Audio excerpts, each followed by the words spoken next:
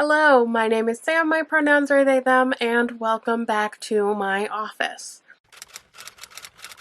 In my last video, I did a cozy little day-long vlog where I read two what ended up being really amazing books, and I wanted to do a review on one of them because, honestly, the only reason I know about this book is because I found the author on Instagram. So it is I'm in Love with Mothman by Paige Lavoie.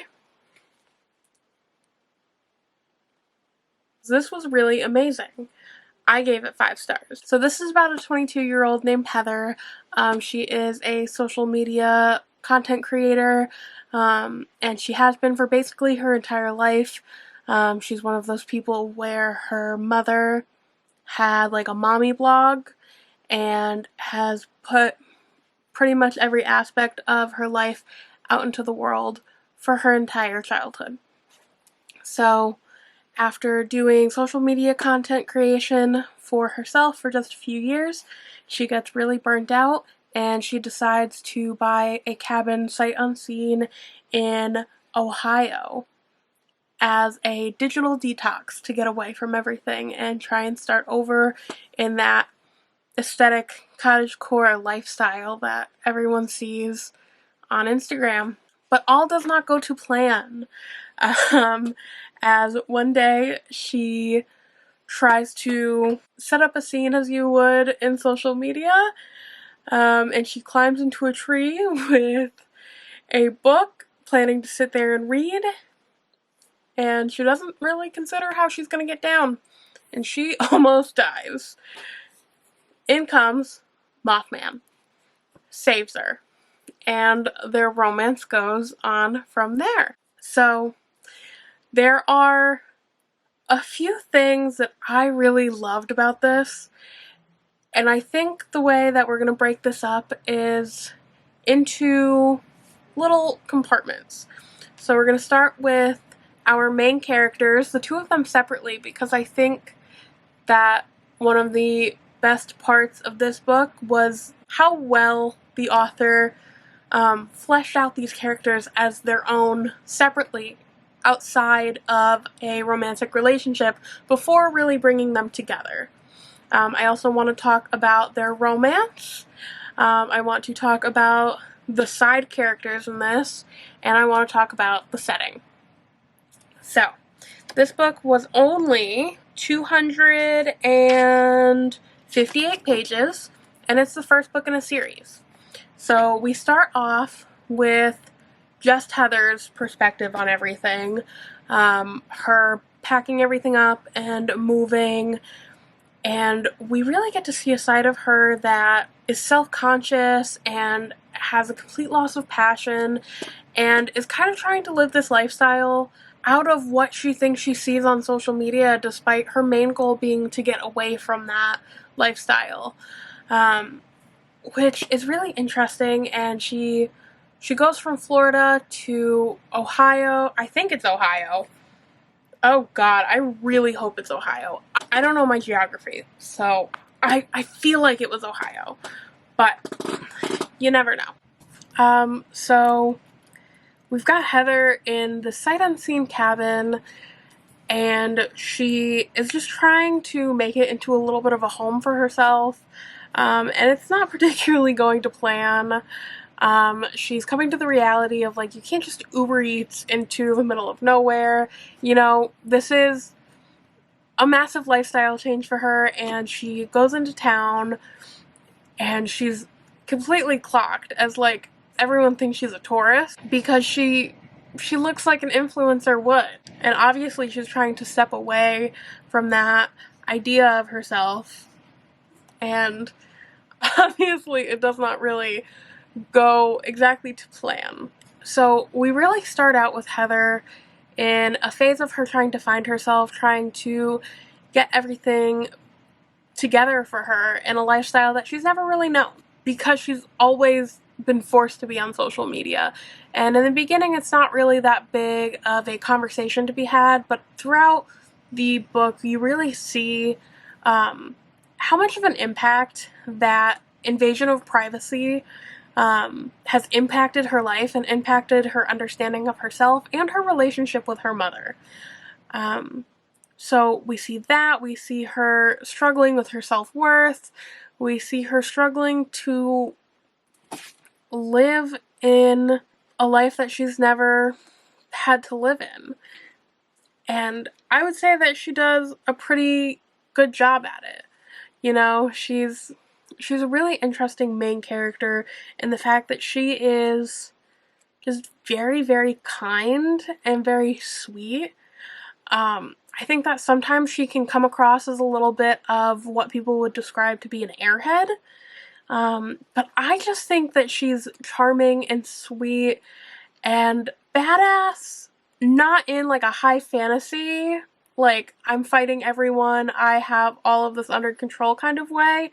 More in a, I'm going to push myself in terms of, like, I need to help people. I need to be there for people. I need to be an active participant in life, basically.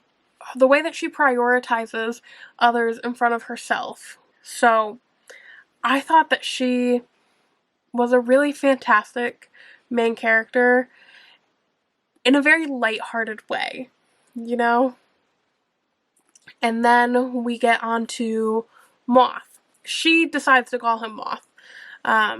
So he is this hybrid, like, human moth thing. Sometimes he looks like a full-blown Mothman, like, scenario, like this. And sometimes he looks a little bit more humanoid. But he's basically a creature who guards the woods that her cabin is in. And he basically has put himself in the position to be the protector of all of the innocent in his section of the woods. And he ends up counting her as part of that because of her kind nature and how sweet she is. So he saves her from falling out of the tree, which I don't really count as a spoiler. I kind of count it as like their introduction with each other. And it happens fairly early on. And then he kind of goes away for a little while until there is a big storm a couple days later.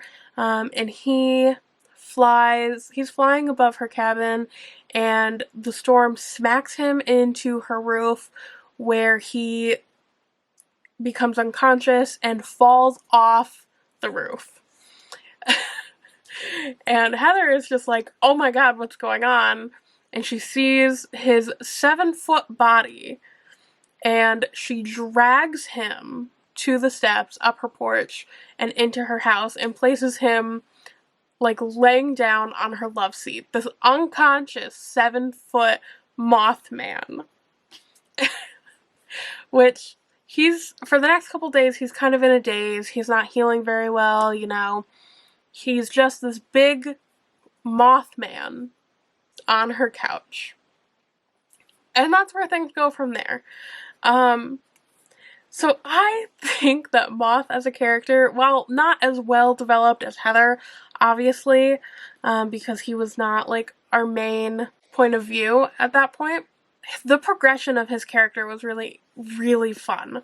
So he's really this brooding, like, quiet creature in the beginning, but he really starts to open up, and he's very literal in nature. There are a couple funny scenes where he does something specifically just to make Heather laugh by taking something to its most literal point. Because when they first really start communicating, he does take everything at absolute face value. And he kind of starts to learn the nuance of how she communicates, and he does a couple things to make her laugh, and their dynamic just becomes really cute. I don't think that he comes off as, like, the grumpy part of the grumpy sunshine. I just think that he's a little bit broody and stoic in a way that we don't normally see, but he's so sweet and caring and forward, and just so well-rounded. When I first started following this author on Instagram, you know, she really put out there that their dynamic together kind of mirrored her partner's dynamic with her, and it was just sweet and fun. And when you're looking at this, you think that this is going to be like a monster romance where it's like super smut heavy, super rough, like not super focused on relationships, which is how I felt reading a couple monster romances, where this really focused on them as individuals before pushing them into that relationship status. It really let us get grounded in each of them, our attachment to them, you know, and the kindness flowing throughout the home. She keeps Moth in the house for quite a while. And they really start to develop a fantastic dynamic together, and they just come into their own skin as individual characters, which I thought was fantastic. I think that it was like a goofy, cute scenario, despite some of the more serious topics that are going on within the story. And I think that this author's ability to have such a light-hearted story that I literally read in just a couple hours. Like, I flew through this. I didn't put it down. This did not leave my hands for the entire afternoon that I was reading it, while still discussing some anxiety issues, the impact of social media on children, you know, trusting your gut with certain people, in both a positive and a negative way, the impact of humans on the forest system, acknowledging bisexuality and pansexuality. I cannot tell you what either Moth or Heather prefer as their labels, because I don't remember if Heather put an exact label on it, and I know Moth didn't. But they both acknowledge that they are romantically and sexually attracted to people of all genders. They specifically include non-binary people in that list, which I really enjoyed. The two of them as individual characters was just top tier, which kind of shifts us over to their romance and their connection. So the romance between the two of them, it was just lighthearted and really beautiful. This did have like the third act breakup, which I feel like everyone kind of has at this point. Their romance is significantly impacted by outside side characters, and some really awful, harmful things that I will kind of talk about when I get to the side character portion. I think that they are really just emotionally connected at that point. Like, they have gone from like this tentative, like, there's a creature in my house and I don't know what to do here, to like a genuine friendship, to something a little bit more. I think one of Moth's big pieces of like this budding romance was that she never was like afraid of him or was judging him for his appearance, for his moth form, for his differences. She just kind of saw him as a person who needed compassion and care from the start. So that really took them quite a far way into their romance. And it just kind of let Moth let out a goofy, fun side. Of course, he's still protective. He's still badass. I mean, he's Mothman. But this really focused on their connection as two people. You know, there wasn't like a lot of Mothman lore. You know, I can't really tell you much about Mothman. I really can't. Except for this one. I could tell you about this one. But like the actual Mothman lore, it's not, as far as I can tell, it's not really a big part of this story, and we really just focus on like them taking their time together and getting to know each other and just learning to be comfortable with each other. And some of the scenes together in the woods are so sweet and so romantic and so just purely loving in every capacity. It was a nice dynamic to see such a slow romance. There is a little bit of smut. It doesn't come in until, I would say, like past the halfway point in the book, and they are just given the space to grow together. So they spend a good portion of the book growing individually, learning about each other, having those sweet moments, like just kind of tapped in there to give off the vibes, before moving on to kind of actually becoming romantically involved. So ultimately, their romance was just, it was sweet. It was sweet. It was not too smut heavy. It was slow burn. It was romantic. It was everything that I could have asked for in like a nice little cringy cottagecore package. Nothing better. So let's move on to the setting. Let's cover the setting before I go over to the side characters, because this is unaesthetically cottagecore in a lot of ways. Like, she buys this cabin sight unseen. It's a little bit of a mess. The roof is a leaking disaster. The furniture is not very aesthetically pleasing. She kind of moves there with almost nothing. And she's just really desperately trying to figure everything out. And you know, she tries to set it up in a way that's like cottagecore to an aesthetic, like social media standard, and it doesn't work. Because cottagecore on social media isn't accurate. It doesn't exist in a real life scenario, and she kind of gets the kickback of like, that's not really an option. Until she starts really heading into the woods with Moth and getting involved with the nature around. So you kind of get that cottagecore aesthetic once they really get into the woods and understanding nature and all of that beautiful stuff. But I think that the house that she's in is so sweet and cute, but it definitely breaks down that understanding of like what social media shows in comparison to what the actuality is. The actuality, for her at least, is having cups and buckets and bowls throughout the house trying to catch the rainwater that's coming in through her broken roof. It's having to fix things. It's things being a little bit of a disaster.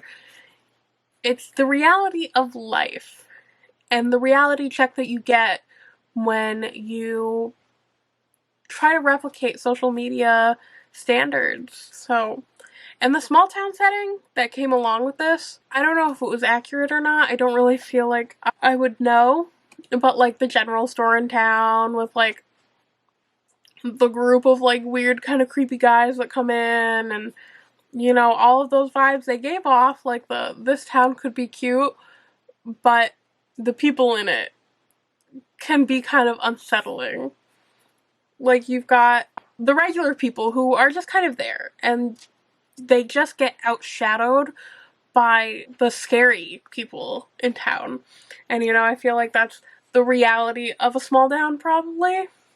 And that's definitely demonstrated in this with the setting. So we've got the forest, we've got her cabin, and we've got in town.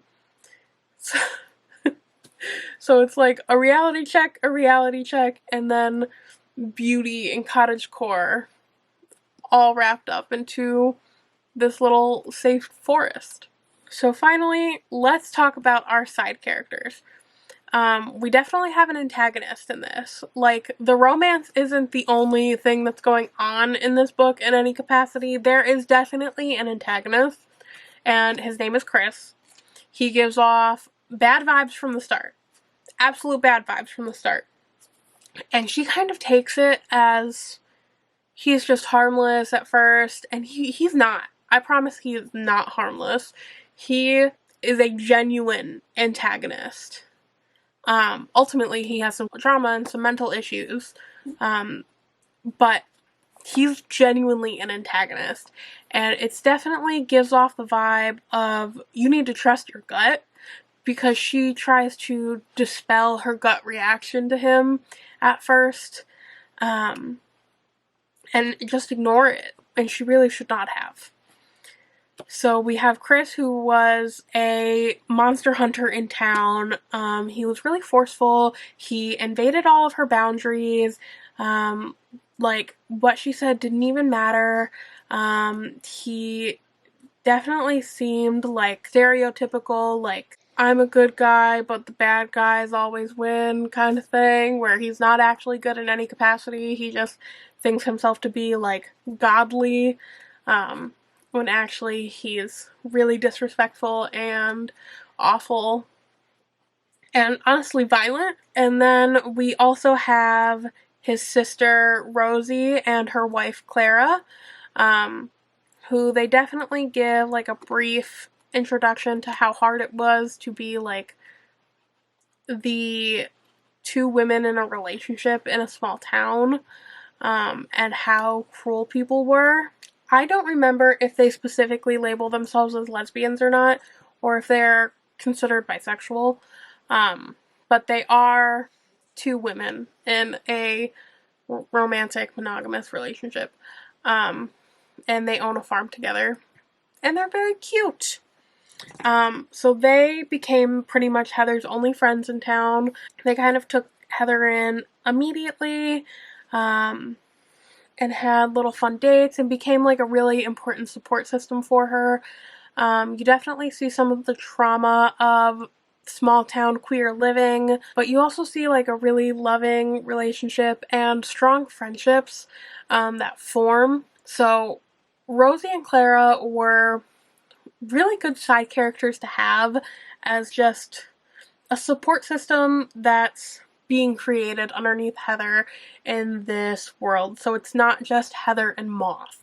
It can't just be the two of them in this whole scenario. It's nice to see that when things go poorly, Heather has someone else behind her, supporting her. And finally, speaking of that support, we have Heather's mother towards the end, who barges her way into Heather's home, and that's when we really start to break down that trauma and invasion of privacy that came from Heather growing up, with her life being posted to social media, whether she wanted it to be or not, from her mother. And you know, the guilt that her mother kind of pushed onto her as, this is my job, this is how I make money. You know, I make money from talking about you being potty trained on the internet, like stuff like that. And how awful that is for someone to grow up in that lifestyle and the repercussions of those choices, you know? And it was definitely not a black or white conversation, because on one point, you know, this is the livelihood, this is how her mom supported her and took care of her and made sure that they were safe together. But, you know, it's also that concept of the invasion of privacy and the way that people would come up to Heather on the street and know more about her than any person really should know, and inserted opinions onto her because they felt like they had been following along with her life for long enough that their opinion on her existence really mattered. We get to see the progression of that conversation. We get to see some boundaries being broken.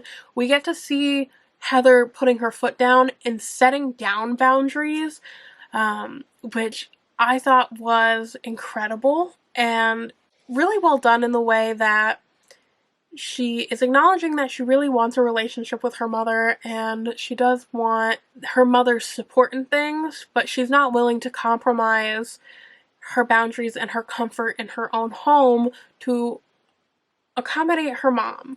So I think that the progression of her mom's views on the boundaries that Heather is setting are really important, because, you know, it doesn't start out good. but she slowly starts to progress in that and respect her daughter and really kind of just get into a new form of a relationship between them, which allows for that sense of passion and photography between them without requiring that social media aspect of it. That was such an important conversation to see and such an important way to see the relationship shift between them, because we have so many people right now coming out of that dynamic and talking about it, and it's important to acknowledge that yes, this really wasn't okay and it was a pretty bad thing, but you don't have to completely lose your relationship with your parental figure if your parental figure is willing to understand your boundaries and what you need from them at that point. So all of the conversations just really happened in there. This story was cutesy and romantic and sweet, while also just having such important themes, conversations, topics to it. It was just fantastic, and I loved every second of it, genuinely. And I'm so excited for the next books in the series to come out. I loved this. 5 stars. A really soft and easy romance, great characters, actual problems happening in it, not just problems within the relationship. Just generally was sweet. So if you are looking for an LGBT story with multiple representations of different identities, kind of cottagecore vibes, interesting topics about social media, then I think this is a great option. And I wholeheartedly recommend it if you want something on the lighter side. If you have anything that's got that cute and soft romance aspect to it, let me know. I really loved this, and I'm down for a lot more of this kind of energy in stories right now. So, let me know if there are any smaller authors, indie authors that I should be reading, I should be talking about. I hope that everyone's having a fantastic week, and I will see everyone next time. Bye.